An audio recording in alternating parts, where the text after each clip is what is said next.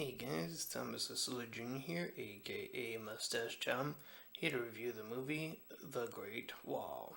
So this movie features Matt Damon as sort of generic hero doubter man who's sort of like this bandit, I guess, and he's along with the ride with actor Pedro Pascal, as the two of them are sort of like these allies that I guess sort of have this mutual trust with each other, and they ended up getting roped into this sort of battle after they get captured to defend the Great Wall from these creatures called the Tao Tai.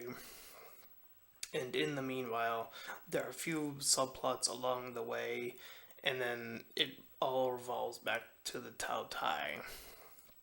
So, I didn't think I was originally even gonna watch this movie, but my brother kind of put me into it, I guess, a little bit. I turned my brain off and decided, why not? The first thing I immediately noted was the costumes for whatever reason. I I remarked like, oh, these would be really cool costumes for like a Dynasty Warriors movie or something, um, because I really enjoy uh, that era of in those video games. So to see like a movie that would have been based on that would have been something I probably would have really enjoyed. But anyways, uh, like I said, Matt Damon's character sort of has this sort of mistrust, and he meets General Lin, one of the lead army characters, and they have another higher general too as well. But he meets an unfortunate fate later on, putting her in charge, and the sort of trust between these two characters are constantly tested along their paths. And of course, as after the battle, he learns to trust her more and more, and vice versa.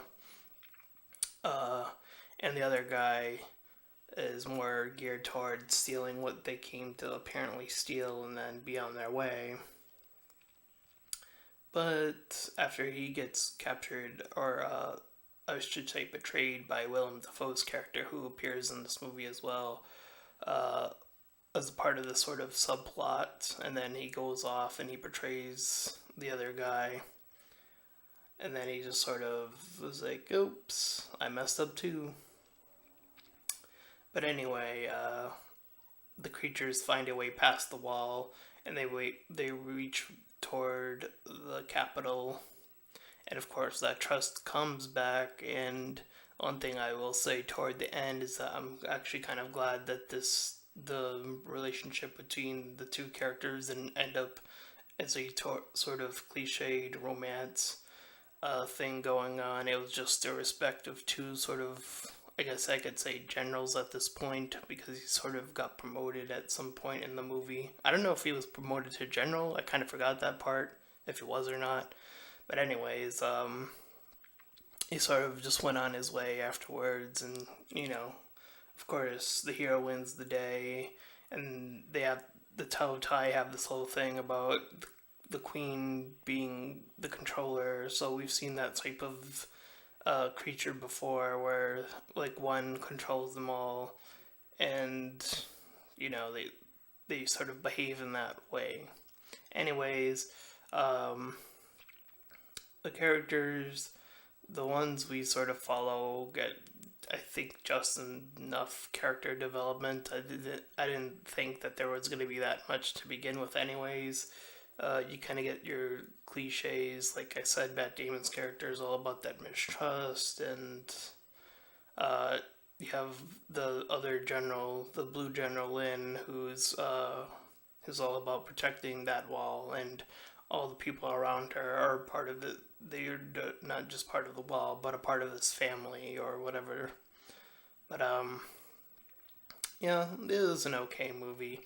Um, I would say it's one of those more popcorn-esque movies. It's not really a deep sort of story or character-driven narrative here, but that's fine. So I would give it a 6 out of 10, I think. just manageable, okay-ish. And I think that's fine. And if you want to enjoy this movie, feel free to. And with that being said, I'm Thomas Cecily Jr., aka Mustached, and I'll see you guys next time. Bye!